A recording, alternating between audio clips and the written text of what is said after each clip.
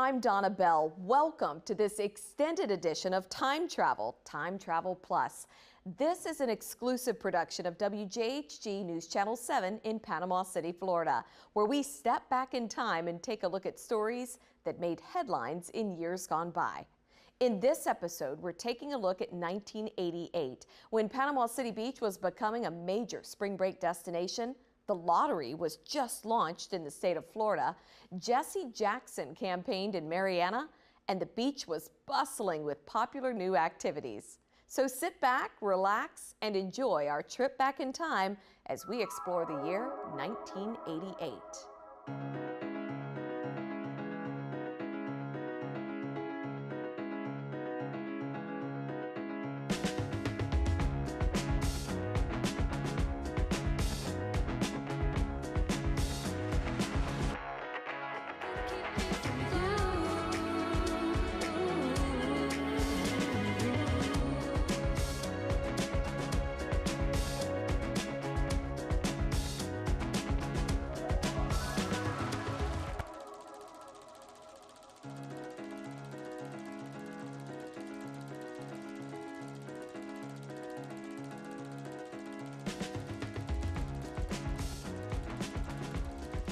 Chants of "Win, Jesse, win" echoed through the Mariana National Guard Armory Saturday as Democratic presidential candidate Jesse Jackson made his first visit ever to Jackson County. Jackson, who has been a recognized frontrunner for the Democratic nomination through much of this campaign, told a sellout crowd that the time has come to end economic violence against America's poor. They mop the germs up off of the floor, and they wipe the faces of those who are sick with fever, and they change their feverish beds and empty their bedpans. No job is beneath them. And when they get sick, they can't lie in the bed they've made up every day. And that is not right.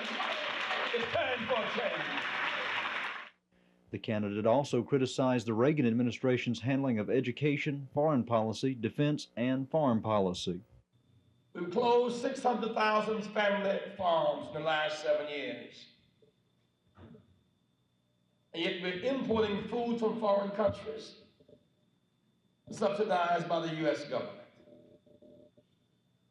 Somebody got to run to the White House who's making sense. Jackson raised more than $10,000 during his Mariana stop and drew national media attention to the city, giving local officials a chance to do a little bragging. Do you in your large city have a Miss Tallahassee or Miss Dothan that's black? No.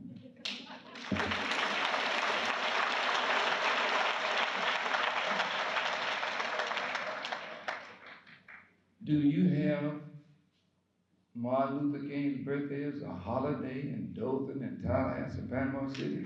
No. The presidential candidate was presented with a key to the city by Mayor Fred Wiley and told supporters that if invited, he would return. In Mariana, Dale Cox, TV7 News.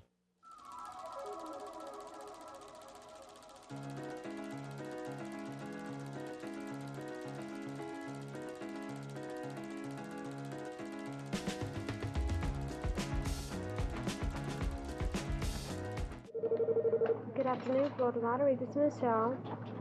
Controlled chaos is the way Lottery Secretary Rebecca Paul describes the environment at Lottery headquarters in Tallahassee. For the past 5 months, Paul and some 600 employees have been working endlessly on getting the state's multi-million-dollar game of chance kicked off. When I came on board less than 5 months ago, we had 22 employees, no desks, no phones, no computer systems, no contracts to print tickets, no advertising, no security systems for the exterior security of buildings we hadn't rented yet. So it's been a tremendous challenge to build all the things necessary to sell 250 million tickets in the first 10 weeks in 14,000 retailer locations. Lottery officials hope that beginning January 12th, hundreds of thousands of Floridians will line up and buy a chance at becoming a little wealthier. If all 250 million tickets sell, the first game will yield 2 $1 million prize winners and a grand total of $125 million in prizes. The ticket's $1. It's called Millionaire. You can buy it at any one of 14,000 authorized retailers across the state of Florida. You merely scratch off an emerald green latex covering to reveal 6 play symbols. If you match 3 of those 6 play symbols, you win that amount. In this game, you can win anywhere from a free ticket to $5,000 instantly, or if you match the word entry 3 times, you win entry into a preliminary grand prize drawing. Paul is not the only one with high hopes for the lottery's success. Ticket vendors are also banking on its popularity. Greg Morrison of Cooper's News is one such retailer. I think that it's going to be wonderful. I think it brings the community together. It's something that everybody has in common that they enjoy playing. I don't foresee any problems with the large crowd, except maybe selling a lot of books and magazines. Tickets go on sale in the Panama City area beginning at 11:01 Monday night. They can be purchased everywhere from drugstores to liquor stores. State officials estimate the lottery will generate approximately $102,435 per hour, or $1,707 per minute, in its first 5.5 months of operation. 35% of those proceeds will go toward education. Cindy Hill, TV7 News. People were rushing around and phones ringing everywhere at lottery headquarters. The countdown, which began at day 145, is now at an end. We are at a point where if we wanted to stop ticket sales, we really couldn't do it for tomorrow. And as many as 1,000 callers were expected on the lottery hotline Monday. Want to know when they can start selling lottery tickets, if they can start selling early. At the Capitol, final preparations were underway for one of Tuesday's 14 noontime events around the state. In Tallahassee, the governor will scratch off the latex covering on a giant lottery ticket. There will also be bands, balloons, and skydivers, and some criticism over the cost of the 14 opening day events. The price tag, a whopping $875,000. But the governor says business is business, and that's what he expects the lottery to be. Lottery will have to spend money if it can make sales, just like Parimutuel has to advertise. And despite the sense of urgency at lottery headquarters, last day problems were few, and the phrase, "let the games begin," has never been more appropriate. We will sell well over $1 million worth of tickets, and I think that's a relatively conservative estimate. How many more than 1 million? Who knows? Play the Florida Lottery's Millionaire Game, because sometimes opportunity doesn't knock, it scratches. And despite the odds, by mid-February, Florida will have its first lottery millionaire.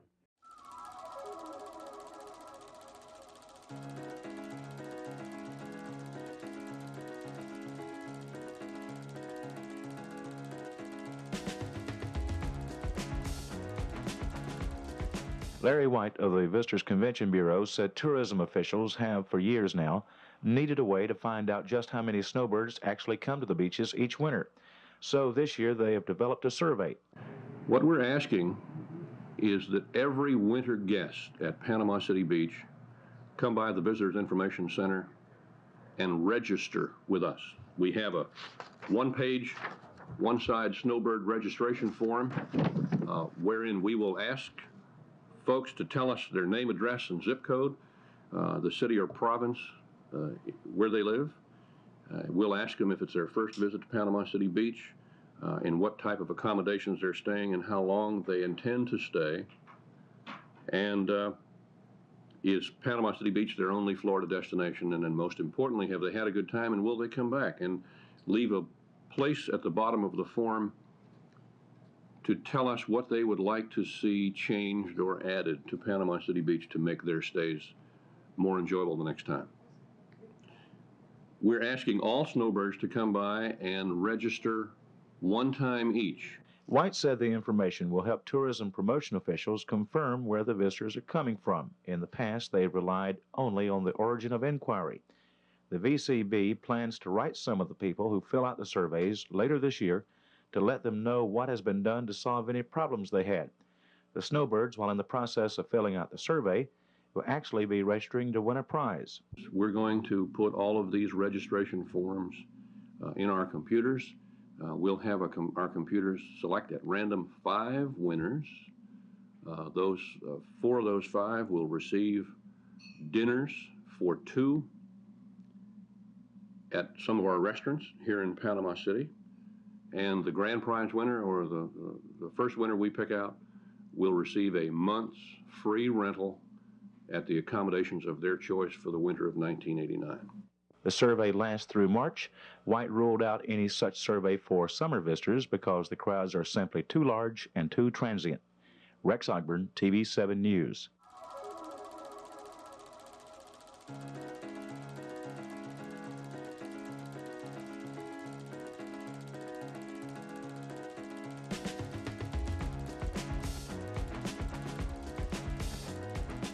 Six years ago, I stood here before you and I asked for your help in my initial bid for mayor, and I promised you then that if I were elected, that I would provide you with a business-like atmosphere in City Hall. That's Panama City Beach Mayor Philip Griffiths telling a crowd of about 50 supporters at the Holiday Lodge that he will be seeking a fourth term. Griffiths ran unopposed twice during the past 3 elections. He says keeping the beaches litter-free will be a chief priority of his administration. One of the main things that I want to do is to clean the beach area up some. I think the beaches have been cleaner this past year than ever before, but we need to expand that and move to the roadways and the right-of-ways inside the residential areas and on the front beach and back beach. And I think that, along with just trying to stay on top of the ever-growing needs and the utility needs and infrastructure needs of the city, will be my goal for the next term. Griffiths also says that the issue of annexation promises to be a much-discussed topic in the months ahead. The New Beaches Chamber of Commerce, that's one of their goals, is to inform the people concerning possible annexation. The AARP is considering a forum to inform the people about annexation. So I think you're going to hear a lot of talk about it in the future. He credits his administration with improvements to the city's fire and police departments, with construction of a satellite health clinic on the beach, and the expansion of the wastewater treatment plant. Before voters go to the polls in May to choose a mayor, they'll be deciding on whether the mayor's term will be extended to 4 years, which Griffiths supports. Voting on that issue will take place February 9th. Cindy Hill, TV 7 News.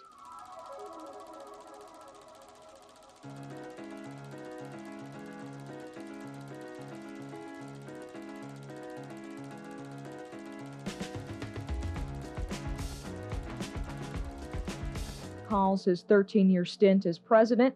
After all, enrollment is at a record level and the budget is healthy. But he speaks modestly about his role in it all.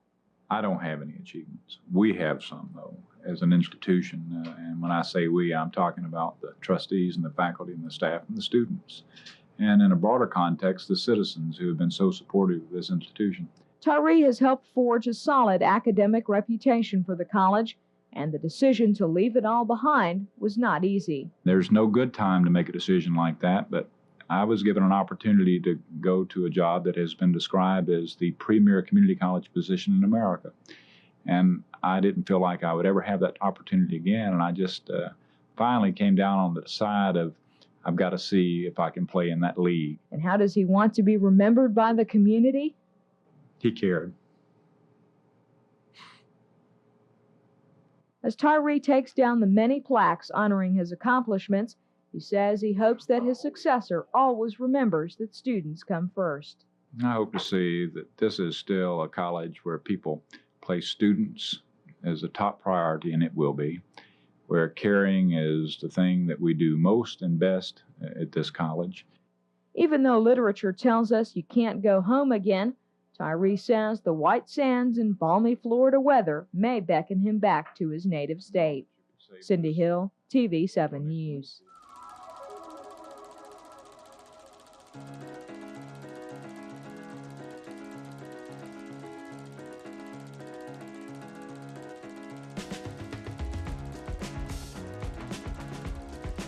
Most people, this walkway to the beach is the only evidence of a community park being constructed on St. Joe Beach in Gulf County, but a peek behind the dune line reveals the work being done on the 40-acre facility. The land was given to Gulf County by the federal government with the stipulation that if the land wasn't put to community use, it would be sold at auction.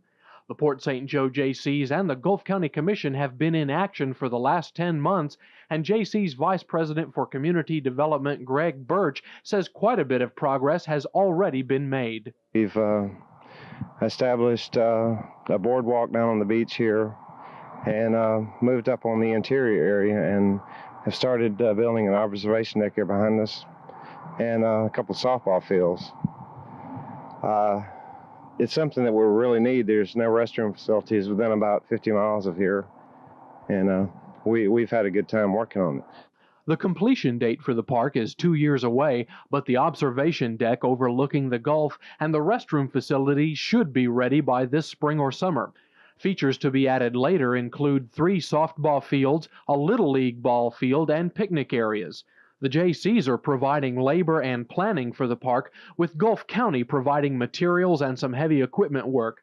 The Jaycees' Jeff Gardner says the joint cooperation with the County Commission has been crucial.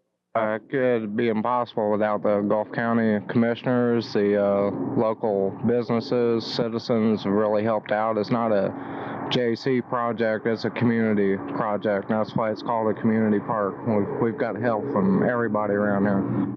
The Jaycees are out working on the park every Saturday, and Greg Birch says you don't have to be a member to come out and help.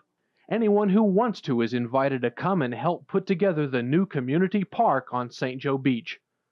From South Gulf County, David Reinhardt, TV7 News.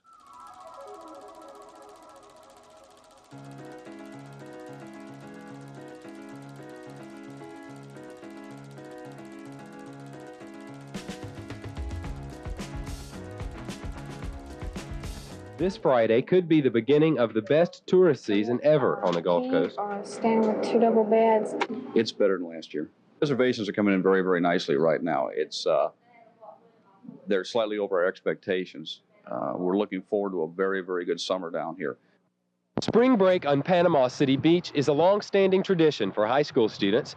This year, TDC is hoping for an older crowd, one that stays longer, spends more money, and is easier to control. The real TDC thrust, though, has been to expand the visitors' demographic a little bit, to bring the older, young adult, mature adult here, instead of just the high school day trippers that drive up and down and cruise the beach, don't stay anywhere and then go back home, or stay in their cars, or stay 10 to a room. Advertising is the key. TDC has placed information about the world's most beautiful beaches in Spring Breakers Guide and in 2,500 college newspapers all over the country. Response from the newspapers themselves have been pretty good, because we have got inquiries from far away as Penn State, Wisconsin State, Whitewater, Bowling Green, Kentucky, kind of things like that we hadn't heard from for quite a while. With spring break comes new jobs, big money, and sometimes big problems. In parts 2 and 3 of this series, we'll tell you more about spring break, the good and the not so good. I'm Shepard Smith, TV7 News. Okay, your total comes 201. Drive to the window, please. The month of March comes in like a lion on Panama City Beach with money, lots of it. Literally millions of dollars will be pumped into the Bay County economy over the next few weeks. Businessmen up and down the beach are relishing in the best snowbird season in memory, while they look forward to what spring break will do for their cash flow. Well, it increases our sales over 100% starting immediately, so we're very anxious to see it happen. With the sales and traffic boost in the area comes new jobs. Businesses which close for winter will hire scores of employees for the season, while many year-round establishments will more than double the size of their staffs. Well, starting in spring break, we hire about 50 local people. Roy Hightower of Job Services of Florida says the total numbers are staggering. We're looking for the spring break this year to bring in approximately 3,000 new jobs to this area. So unemployment will go down and tax revenues will skyrocket. But the thousands of young people who spend all that money are sometimes difficult to control. More on that tomorrow night. I'm Shepard Smith, TV7 News. Highway 98 in Panama City Beach will soon be quite difficult to maneuver. Thousands of visitors will overtake the streets in a matter of hours. Many will have the steering wheel in one hand and a beer in the other. Drinking and the related accidents that go along with it are a consistent tragedy for us. I think we have an obligation to make an effort that young people can't easily obtain alcoholic beverages, if for no other reason than some of them will be tragically hurt. Well, see, that has probably been the major change in Panama City Beach drinking habits over the past 3.5 years, as we took the adult that was 18 to 21, pushed them out onto the street, made it illegal for them to come into nightclubs. So I don't believe we slowed down their consumption at all. The police department will do its best to keep order on the beaches. Foot patrols will be increased and the canine unit will be in action. Still, a good portion of drinking goes on in nightclubs. Most of them are well prepared. We videotape the lobby every night for 8 hours. And for instance, on a given AEA weekend night, the breakers will probably have 12 people in uniform, our uniform, on the floor in security, where the Panama City Beach Police Department probably has close to the same number. But the numbers are hard to deal with. You know, there's only so many of us and there's so many of them. So the business people play a really important part in it. Yeah, he's got an 18 to 22 man police force. He has 12 men on the beach, maybe on a given shift. I mean, there's only so much he can do. The time for talk is over and spring break is now. When all is said and done, literally tens of thousands of high school and college students will have graced our beaches. Many will take back to school hearty tans, some heavy hangovers. But left will be footprints in our sands, fond memories, and money in our cash registers. To most Bay Countians with whom I've spoken, the buck stops here, and that is how they want it to stay. On Panama City Beach, Shepard Smith, TV7 News.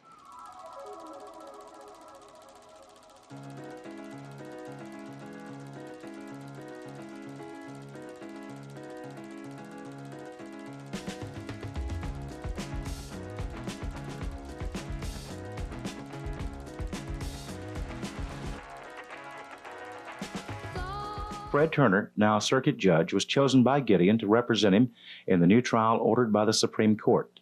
Fonda had portrayed Gideon as a crotchety recluse. He was not that. He was very loquacious. He'd talk your head off on any subject. He was a friendly, outgoing sort of fellow. Never met an enemy, but I know he was a little opposite of what Fonda played him. But he was no angel, was he?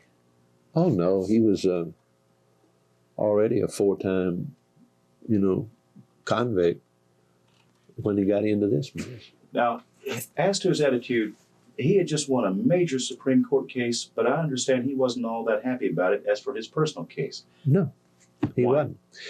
Because all he wanted was out. He wasn't cast in the role of some hero. His purpose in filing all of that was he was tired of prison. He wanted out. Do you ever believe he might have been guilty? No. Not in the first instance. I'll tell you why. Central to that issue was what was missing out of that pool room. The sheriff had searched the surrounding area, and there was 24 cans of Coke, 24 cans of beer, and 4/5 of wine. Gideon was on foot. Where did the beer, wine, and Coke go? And he certainly didn't have it on him.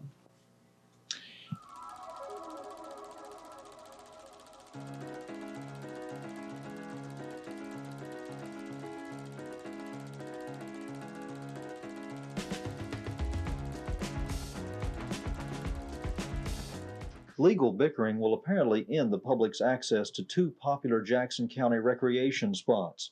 County officials are warning that Blue Springs Recreation Area will probably not open this summer because of a dispute over who owns the water in the spring. Now this year, the state has said they own it. They've notified Florida Public Utilities that for them to be able to let anyone open it up, that the utility company is going to have to enter into an agreement with the state. Florida Public Utilities has sued Department of Natural Resources, saying that the state does not own that property, that the utility company does. The spring feeds Merritt's Mill Pond, a popular fishing area that also provides water power for a small hydroelectric plant owned by Florida Public Utilities. Meanwhile, a second popular recreation area, known for its access to the Chipola River and a well-liked local ghost story, is apparently also going to be closed. Jackson County Administrator Ernie Padgett reports that the county has lost its easement to operate a recreational facility at Bellamy Bridge north of Marianna. The problem there is insurance coverage. The private owner would be willing for the county to allow the public to go down there, but it would have to be included under the county insurance policy under recreation, which would make it, and that would be a year-round situation. And the cost of getting insurance, if you could, for a recreational area would be prohibitive. Locals claim that on certain nights the figure of a woman who burned to death in 1836 can still be seen in the bridge area. The park, while constructed with federal funds, will apparently be closed. The county, however, still claims the right-of-way to the old bridge itself, and officials indicate that they hope to keep the old road open, providing at least limited access to the bridge structure itself. Both of the recreation areas have been open to the public for more than 100 years. In Jackson County, Dale Cox, TV7 News.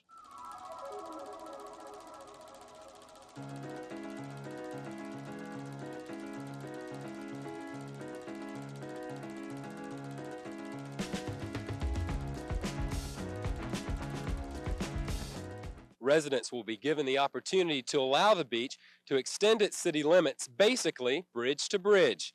That is just past Phillips Inlet at the Walton County line, east to the Hathaway Bridge. The stretch would include land from the Gulf to about a half-mile north of the Back Beach Road. The first reading of the proposal will be at Panama City Beach's next City Council meeting. If voters approve, the city's land mass would increase 800%, and its population would go from just over 4,000 to well over 14,000 residents. I'm standing by now with City Manager Richard Jackson. Mr. Jackson, what would this mean to Panama City Beach? Well, Shepard, immediately upon passage of this referendum, Panama City Beach would become the second largest city in Bay County, thus improving our voice with the county commission and the state agencies. It would mean, by expansion of our public safety program, police and fire, we think that we can provide service for those areas outside the city of a better quality than which they're receiving now. The way I understand it, it'll be really two elections in one for the city residents, current city residents, to say whether they want to annex those parts of unincorporated Bay, and the other for people in the unincorporated areas to say if they want to become part of the city. Is that basically how it works? That's true, and in order for the issue to pass, both parties must agree.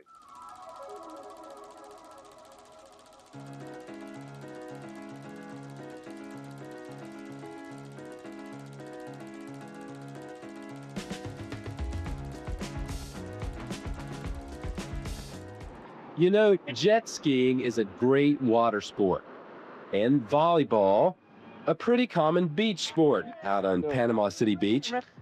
So is bouncy ball, at least for the young ones or the young at heart, and future Miss Coppertones out there. Some sports you just don't expect to see on the beach, like basketball, but sometimes you do. At least it has rules and winners. Then there's Kadima. Trying the best I can. It has neither. Two people hit a rubber ball back and forth with wooden paddles. As far as I can tell, that's about it. How much do you know about Kadima? Oh, I'm an expert. Well, what are the rules? There are none. Well, how do you win? You don't. The rules. As far as I know, there's not any. Well, how do you win?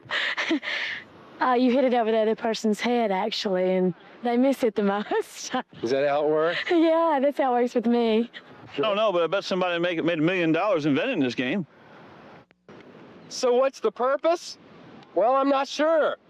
All I do know, it's a good game for people who always lose, like me. In this game, you can't. Working hard on the beach, Shepard Smith for TV7 News. We hope you enjoyed this trip back in time. Join us every Tuesday for this time travel exclusive only on News Channel 7+.